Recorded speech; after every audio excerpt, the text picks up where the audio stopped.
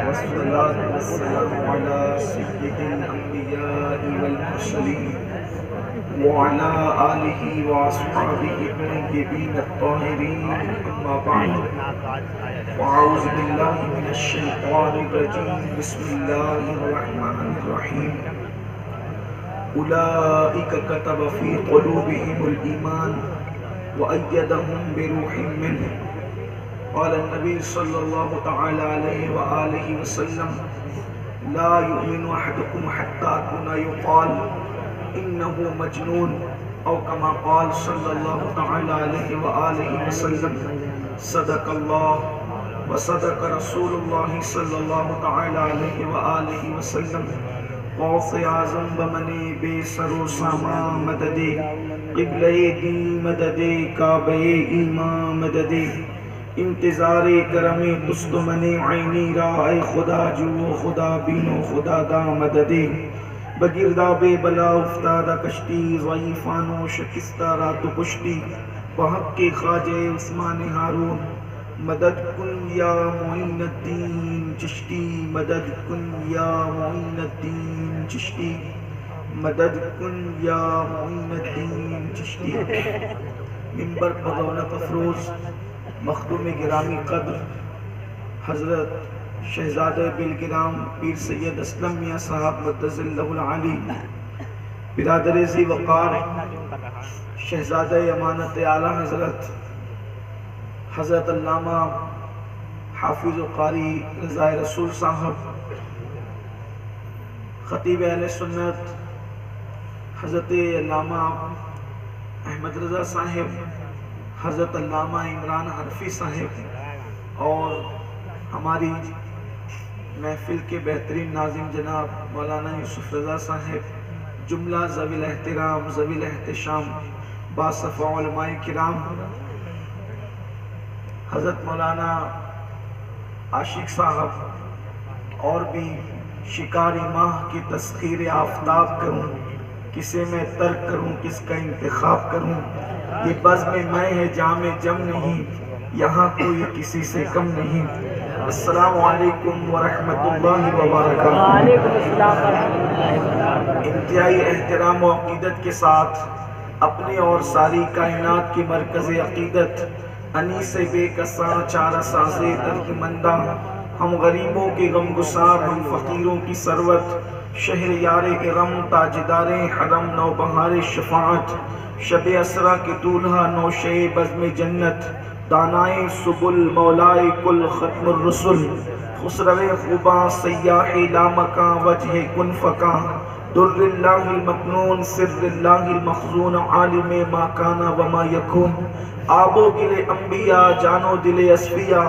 مطلع ہر سعادت مقطع ہر سیادت خلاصہ کائنات فخر موجودات حضور احمد مجتبی محمد مصطفیٰ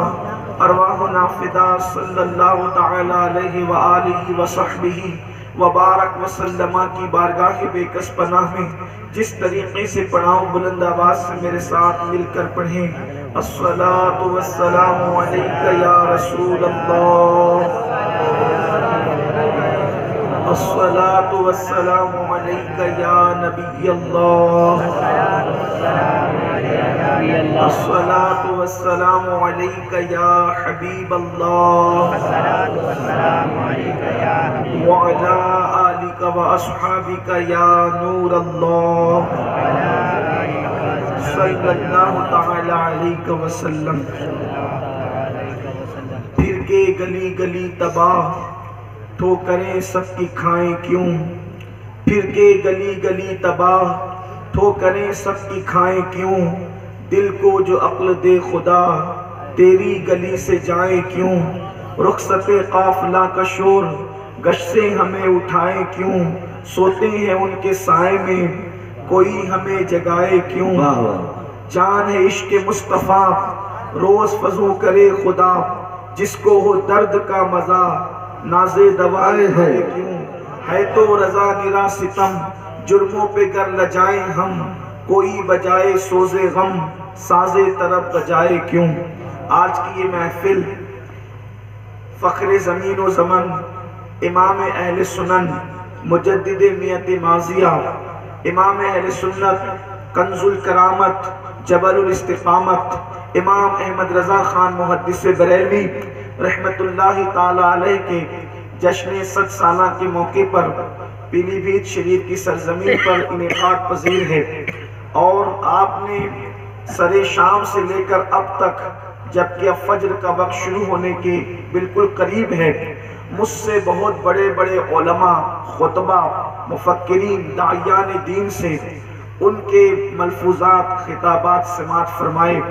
اور آخری میں مجھ جیسے بے مایا کی باری ہے، جبکہ ساری بہاریں ہمارے علماء خطبہ جو ہے وہ اپنے دامنوں میں سمیٹ چکے ہیں۔ اب ظاہر سی بات ہے، اگر میں کوئی خطیب بھی ہوتا تو اتنے بڑوں کے بعد بولنے کی میرے اندر کیسے جرات ہوتی، جبکہ نہ میں کوئی خطیب نہ کوئی ادیب۔ بہرحال مجھے حکم ہے امانت اعلیٰ حضرت کے شہزادے کا، اس اعتبار سے میں تھوڑی دیر کچھ گفتگو کرنا چاہتا ہوں، لیکن اس سے پہلے پیلی بھیت والوں میں آپ کو سلام کرتا ہوں کہ فجر کا وقت قریب ہے، لیکن آپ اتنے زندہ دلی کے ساتھ بیٹھے ہیں، ایسا لگتا ہے کہ جیسے ابھی عشاء کی نماز ہوئی ہو۔ یہ بھی امانت اعلیٰ حضرت کا فیضان ہے کہ ہم سب اس وقت بالکل زندہ و جاوید بیٹھے ہوئے ہیں اپنے رسول پاک کا ذکر سننے کے لیے، اپنے بزرگوں کا ذکر سننے کے لیے۔ آج میں امانت اعلیٰ حضرت کے وصال کے بعد دوسری مرتبہ آیا، لیکن محفل پہلی بار تو چینل شریف میں آیا تھا، اور اب جو آیا ہوں تو یہ ذکر رضا کی محفل میں آیا ہوں، لیکن مجھے محسوس نہیں ہوا کہ امانت اعلیٰ حضرت زمین کے اوپر ہے یا زمین کے اندر۔ امانت اعلیٰ حضرت نے اپنا ایسا لائق و فائق فرزند چھوڑا ہے کہ مجھے امانت اعلیٰ حضرت میں اور شہزادہ امانت اعلیٰ حضرت میں بہت زیادہ فرق نظر نہیں آتا، بس اتنا فرق نظر آتا ہے کہ وہاں داڑھی سفید تھی اور یہاں داڑھی سفید ہے، وہاں بڑی تھی، اس وقت عمر کے اعتبار سے ان کی چھوٹی ہے۔ دعا کرتا ہوں اللہ نظر بد سے محفوظ رکھے۔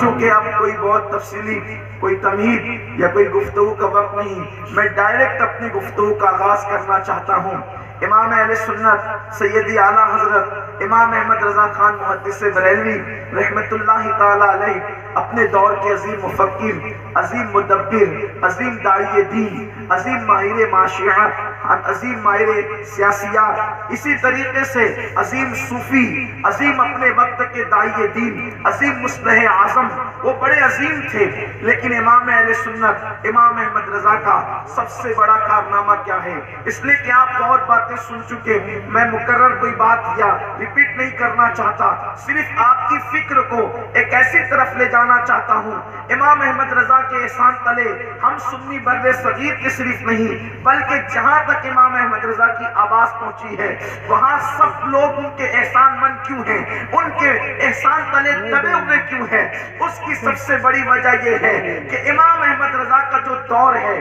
وہ سیاسی اتھل پتھل کا دور ہے۔ امام احمد رضا کا جو دور ہے وہ دور جس دور میں انہوں نے آنکھیں کھولی ہے، وہ ایسے ماحول کے اندر اپنی آنکھیں کھولی ہے جبکہ سیاست بدل رہی تھی، نظام معیشت بدل رہا تھا، نظام معاش بدل رہا تھا، نظام تہذیب بدل رہا تھا، نظام تمدن بدل رہا تھا، گویا کہ دنیا ایک عجیب کروٹ لینے والی تھی، اور مجدد کی آمد اسی وقت ہوتی ہے جب دنیا کروٹ لینے والی ہوتی ہے، جب دنیا کا ماحول بدلنے والا ہوتا ہے، جب دنیا کا ماحول تبدیل کرنے والا ہوتا ہے۔ تو جس وقت مجدد آتا ہے، مجدد جو ہے گویا کہ اللہ کا انتخاب ہوتا ہے، رسول کا انتخاب ہوتا ہے، اللہ اکبر، وہ آتا ہے، وہ مصلحتوں کی بات نہیں کرتا، وہ امام حسین کی فکر کا پرتو بن کر کے دنیا میں جلوگر ہوتا ہے، وہ خود مصلحتوں کی بات کرنے کی بجائے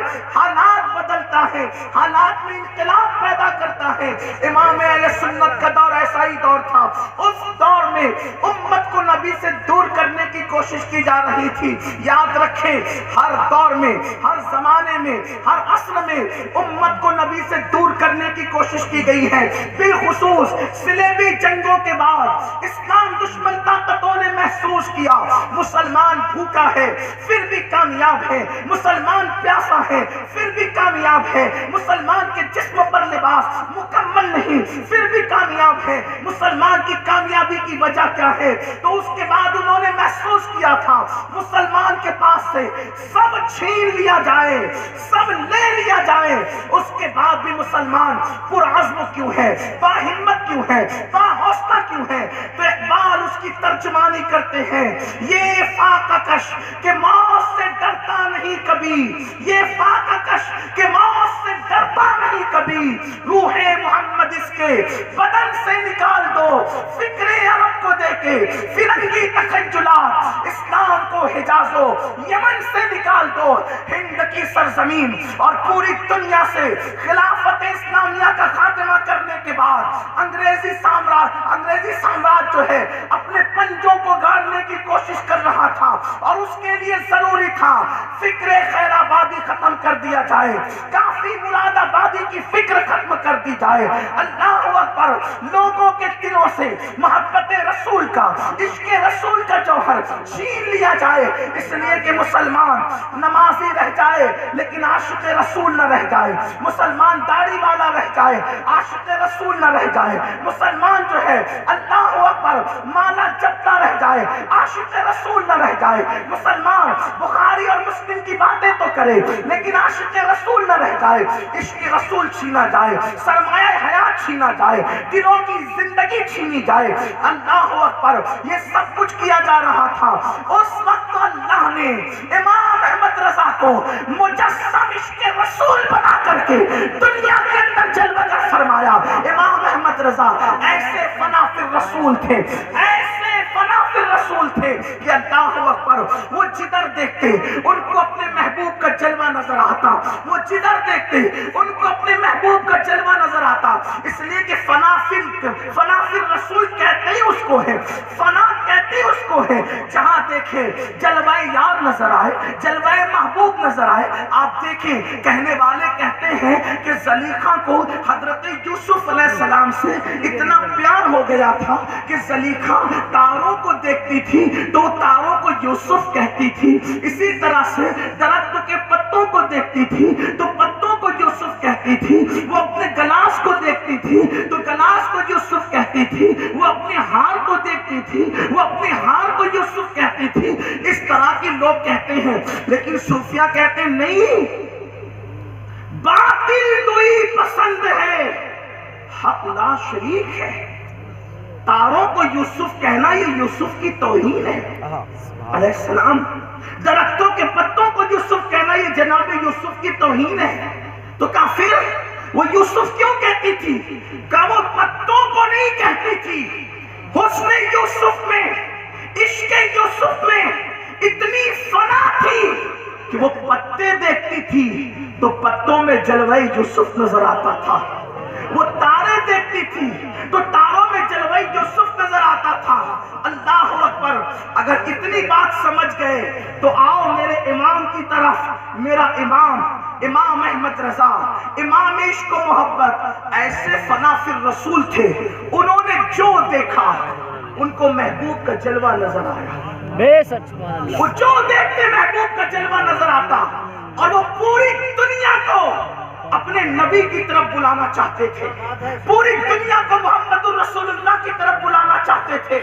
پوری دنیا کو عشق رسول کا جامع پہنانا چاہتے تھے، اپنا رنگ عشق رسول وہ پوری دنیا پہ چڑھانا چاہتے تھے۔ آئیے امام احمد رضا کیسے فنا فی الرسول تھے، جلدی سے بات کہہ دوں، جلدی سے بات پڑھ دوں، اس لیے کہ آپ بہت سن چکے ہیں، بہت دیر سے بیٹھے ہیں، لیکن آپ کی توجہ چاہتا ہوں، خاص توجہ۔ دیکھو کعبۃ اللہ شریف اللہ کی، اللہ اکبر، تجلیوں کا، اللہ تبارک و تعالیٰ کی تجلیوں کا امین ہے، جسے ہم کعبۃ اللہ شریف کہتے ہیں۔ جب کعبے پہ نظر پڑتی ہے تو کسی کو رب جلیل یاد آتا ہے، بالکل آنا چاہیے، کسی کو جناب خلیل یاد آتے ہیں، بالکل یاد آنا چاہیے، لیکن امام احمد رضا کیسے فنا فی الرسول تھے کہ اللہ اکبر، ان کو سب سے پہلے اگر کوئی کعبہ دیکھ کر یاد آیا تو اپنا محبوب یاد آیا، اپنا حبیب یاد آیا۔ کعبے کے جلووں میں بھی ان کو اپنا محبوب یاد آتا ہے، اور وہ کہتے ہیں ہوتے کہاں خلیل بنا کاموں میں نا لولاد والے صاحبی سب تیرے گھر کی ہے اور حاجیوں آؤ شریف شاہ کا روزہ دیکھو کعبہ تو دیکھ چکے کعبے کا سبحان اللہ نعرہ تکبیر غور سے سن تو رضا کعبے سے آتی ہے صدا میری آنکھوں سے میرے پیارے کا روزہ دیکھو سبحان اللہ کعبہ دیکھا تو اپنے نبی کا جلوہ یاد آیا لوگ زمزم پینے جاتے ہیں حج کے موقع پر عمرہ کے موقع پہ زمزم پیتے ہیں تو کون یاد آتا ہے دیکھو میری عادت نہیں کہ میں آپ کو کہوں کہ بولو سبحان اللہ میری عادت نہیں یہ میں آپ کی ایمان اور عقیدے پہ چھوڑتا ہوں اس لیے کہوں گا تو سبھی کو کہنا پڑے گا اگر کہوں گا تو سبھی کو کہنا پڑے گا لیکن نہ کہہ کے تمہارے عشق کا امتحان ہے کہ محبوب کے نام پہ بولتا کون ہے سبحان اللہ بے شک محبوب کے نام پہ بولتا کون ہے اس لیے کہ جو قوم نبی کے نام پہ جان دینے کی بات کرتی ہے اگر وہ ذکر رسول سن کر کے سبحان اللہ نہ کہے تو پھر بات کیا ہے ارے جب اللہ بھی محبوب کی شان بیان کرتا ہے تو وہ خود بھی پہلے سبحان اللہ سفر معراج بیان کیا تو پہلے کا سبحان الذی محبوب کی شان بیان کرتا ہے وہ آپ کو سنتے وقت تو آپ کو خود بھی کہنا چاہیے نا میں نہیں کہوں گا لیکن آپ کو منع بھی نہیں کرتا ذکر رسول لیکن آپ کے عشق کا امتحان بھی ہے عشق و محبت کے امام کی محفل میں ہو محدث صورتی کے شہر میں ہو شاہ جی میاں کے پڑوسی ہو قاری امانت رسول کے لگائے ہوئے پودے ہو اس کا کچھ تو اثر آنا چاہیے لوگ زمزم پینے کے لیے جاتے ہیں زمزم پینے کون یاد آتا ہے جس کی ایڑیوں سے زمزم نکلا وہی تو یاد آتا ہے یہ امام احمد رضا کا خاصہ ہے زمزم ہاتھ میں لیا تو بھی محبوب زمزم لیا تو بھی محبوب یاد آیا اور وہاں بھی محبوب کا ترانہ گنگنایا کیسے فنا فی الرسول تھے کہتے ان کو بے مانگے ملا ان کو بے مانگے ملا ان کو رگڑ کر ایڑیاں صاحب کوثر کے ہمسر صاحب زمزم سبحان اللہ سبحان اللہ نعرہ رسالہ سبحان اللہ اللہ اکبر یا رسول اللہ زندہ باد زندہ باد ان کو بے مانگے ملا ان کو کس کو اپنے نبی کو اپنے آقا کو ان کو بے مانگے ملا ان کو رگڑ کر ایڑیاں صاحب کوثر کے ہمسر صاحب زمزم نہیں اور ایک بات اگر یہاں جیومیٹری کے طلبہ موجود ہیں تو ان کے لیے ایک بات بتانا چاہتا ہوں امام احمد رضا کیسا عاشق رسول ہے میں چیلنج کے ساتھ کہتا ہوں مبالغہ نہیں کر رہا ہوں میرے مسلک میں مبالغے کی اجازت بھی نہیں ہے جب نبی کے لیے مبالغہ نہیں کر سکتے ہمارے تو حد ہے نا ہمارے امام نے بتایا جب وہ نبی کی شان بیان کرتے ہیں تو کیا کہتے ہیں تیرے توسع عیبے تناہی سے ہے بری حیران میرے شاہ میں کیا کروں کہیں گے ہمارے حد ہے وہاں بھی مبالغہ نہیں کر سکتے تھے لیکن رضا نے ختم سخن اس نے کر دیا خالق کا بندہ خلق کا آقا کا نبی کے لیے مبالغہ سبحان اللہ سبحان اللہ نبی کے لیے کیا کر سبحان اللہ امام احمد رضا کیسے عاشق رسول ہے لیکن ایک بات وہ جدھر دیکھتے تھے ان کو اپنا محبوب یاد آتا کیسے فنا تھے آپ کو کوئی ایسا عاشق 14ویں صدی میں ایسا نہیں دکھے گا جو میں آپ کے سامنے اس وقت پیش کر رہا ہوں لیکن اہل علم کی آپ کی توجہ چاہتا ہوں دیکھنا علم جیومیٹری بہت بور کرنے والا سبجیکٹ ہوتا ہے پڑھنے والے طلبہ کے لیے حالانکہ ہے بہت اچھی چیز دلچسپ چیز ہے لیکن عام طور پہ پڑھانے والا جب پڑھاتا ہے تو بچے جلدی سے اس کو ایکسپٹ نہیں کرتے علم جیومیٹری لیکن امام احمد رضا کو دیکھو وہ جیومیٹری کو دیکھتے ہیں جیومیٹری کے قواعد کو تو جیومیٹری کے قواعد دیکھ کر بھی ان کو اس میں اپنا محبوب یاد آیا جیومیٹری کے اندر بھائی قرآن حدیث دیکھ کر کے نبی یاد آئے بات سمجھ میں آتی ہے لیکن جیومیٹری اور جیومیٹری دیکھ کر محبوب کیسے یاد آتا ہے دیکھنا جیومیٹری کا ایک اصول ہے جب ہم سرکل بناتے ہیں ٹھیک ہے جس کو دائرہ کہتے ہیں دائرہ تو کیسے بناتے ہیں؟ ایک ہوتا ہے پرکار، ٹھیک، پرکار سمجھتے ہیں نا؟ پرکار ایک نوکیلا کانٹا ہوتا ہے، دوسرا اس سے چھوٹا، اس میں پینسل لگتی ہے اور ہم بیچ میں رکھ کر کے ایسے بناتے ہیں، ٹھیک ہے؟ اب جیومیٹری، دائرہ تو ایسے بن گیا، سب کو پتا ہے دائرہ، لیکن جیومیٹری کا اصول ہے دائرہ بنتا کیسے ہے؟ تو جیومیٹری کا اصول یہ ہے جو دائرہ بنتا ہے تو نقطے نقطے نقطے نقطے کو ایک دوسرے سے جوڑ کر کے دائرہ بنتا ہے، کئی نقطوں کو آپس میں کنیکٹ کر دو تو دائرہ بنتا ہے، یہ جیومیٹری کا اصول ہے، ٹھیک؟ اب یہ دائرہ دیکھا امام احمد رضا نے جیومیٹری والا، تو اس میں ان کو محبوب نظر آیا، اس میں ان کو محبوب کیسے نظر آیا؟ اور محبوب بھی نظر آیا تو اتنا مشکل مسئلہ اس میں سمجھایا کہ وہ مشکل مسئلہ بہت سارے آسانی کے ساتھ اردو میں نہیں سمجھا سکتے، اپنی مادری میں نہیں سمجھا سکتے، جو انہوں نے جیومیٹری کے ذریعے سمجھایا۔ کیسے سمجھایا؟ رسول اللہ کے لیے بحث چھڑی ہوئی تھی اس دور میں کہ نبی اگر اول ہیں تو آخر کیسے، اور اگر آخر ہیں تو اول کیسے؟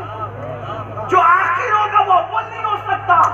اور جو اول ہوگا وہ آخر نہیں ہو سکتا۔ مثال کے طور پہ اگر جلسے میں کوئی پہلے آیا تو وہ آخری نہیں ہو، اس کو آخری نہیں کہہ سکتے، لیکن جو جلسے میں سب سے آخری میں آیا پھر اس کو اول نہیں کہہ سکتے۔ لیکن یہ سنی بھی عجیب ہے، لوگ کہتے تھے کہ یہ لوگ اول بھی مانتے ہیں اور آخر بھی مانتے ہیں، وہ اول کیسے ہو سکتے ہیں، آخر کیسے ہو سکتے ہیں؟ ایک اعتراض یہ تھا، اور دوسرا اعتراض یہ تھا کہ تم کہتے ہو نبی معراج پر گئے، آسمانوں کی سیر کی، عرش کی سیر کی، جنت کی سیر کی، اور پھر کہتے ہو کہ اللہ کو دیکھا، اللہ کا دیدار کیا، یہ کیسے ہو سکتا ہے؟ نبی آئے کہاں سے تھے، گئے کہاں؟ یہ دو اعتراض تھے۔ امام احمد رضا نے جیومیٹری کا دائرہ دیکھ کر کے محبوب کو یاد بھی کیا اور یہ دو مشکل مسئلے سمجھا دیے۔ میرے امام دائرہ دیکھ کر کے لوگوں کو بتاتے ہیں، کمال انکا کے جھوٹے نقطوں، تم اول آخر کے پھیر میں ہو،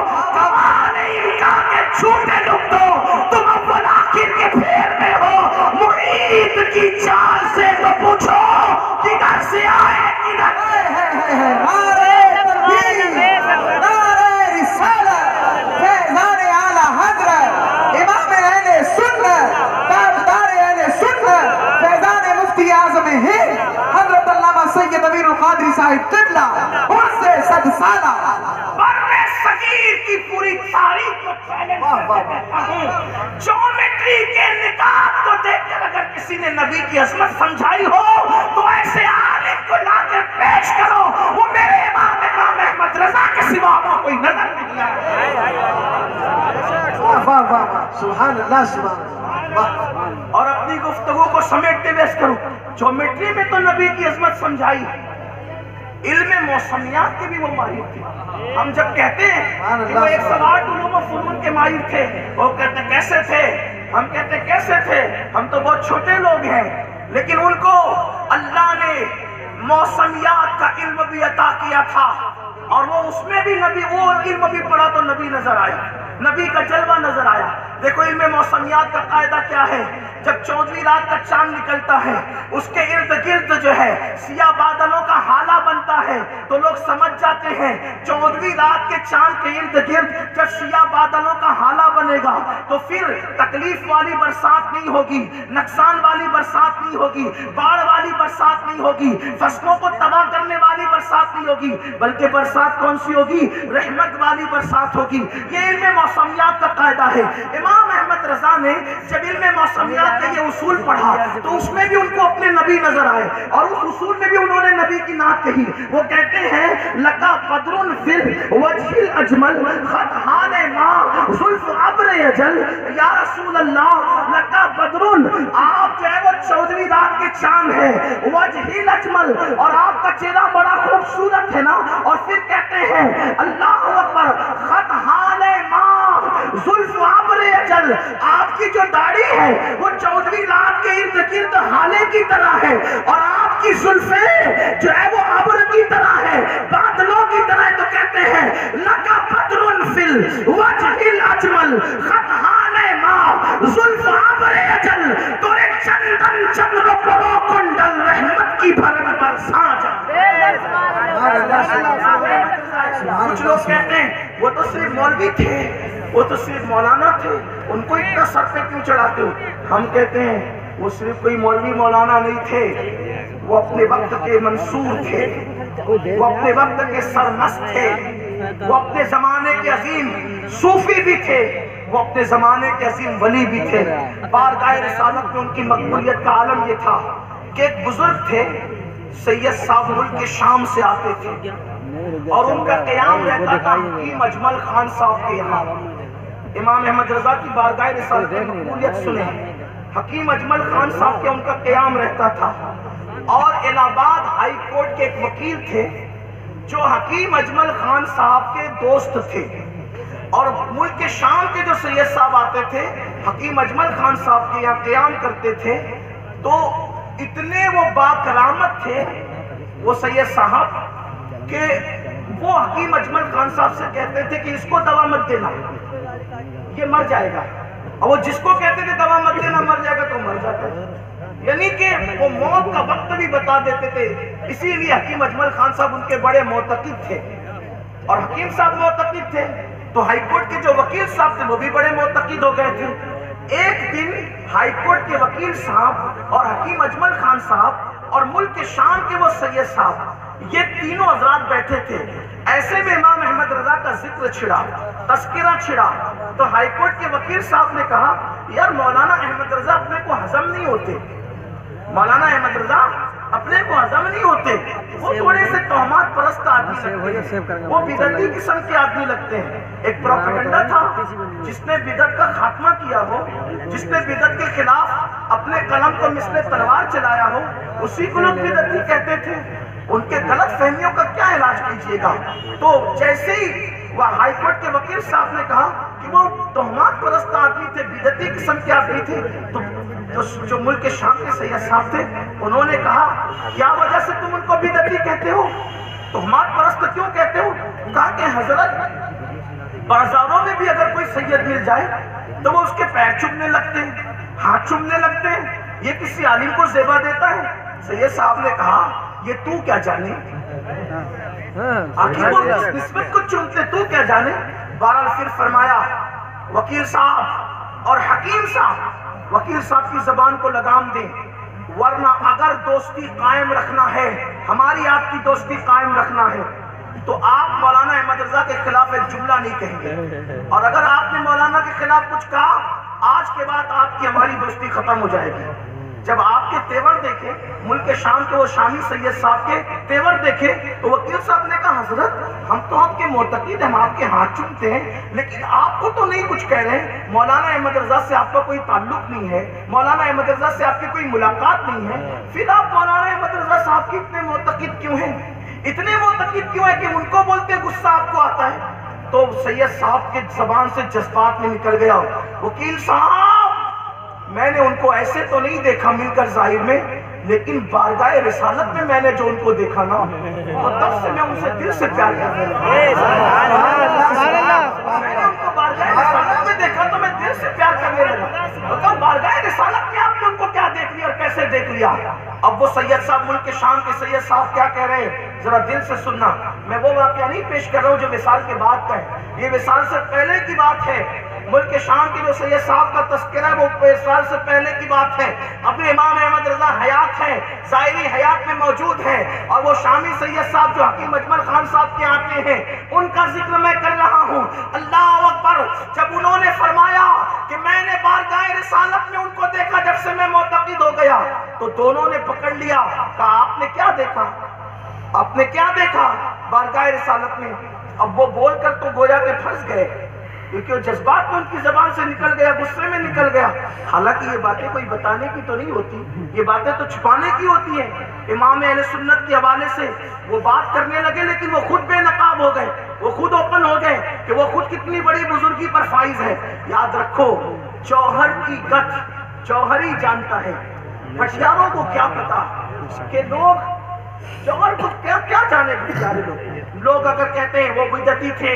वो तोहमत परस्त थे, मैं लोगों को कहता हूँ आप हम लोगों को देखकर इमाम अहमद रजा को समझने की कोशिश नहीं करें। आज بنام اہل سنت، بنام اہل سنت، اگر کوئی امام احمد رضا سے ناراض ہے تو میں اس کے پیر پکڑ کے کہتا ہوں، ہم لوگوں کو آج کل کے ہم لوگوں کو دیکھ کے، بلکہ اگر معذرت آپ قبول کریں تو یہ کہتا ہوں، ہم امام احمد رضا کے ماننے والے رضویوں کو دیکھ کر آپ رضا کو سمجھنے کی کوشش نہ کریں۔ میں اپنے علماء سے معذرت چاہتا ہوں، کیونکہ آپ ہمیں دیکھتے ہیں بے عمل تو آپ سمجھتے ہیں کہ رضوی ایسا ہے تو رضا بھی ایسا ہی ہوگا۔ نہ، آپ سے میری گزارش ہے، اگر امام احمد رضا کو دیکھنا ہے آپ فتاوی رضویہ میں دیکھیں، امام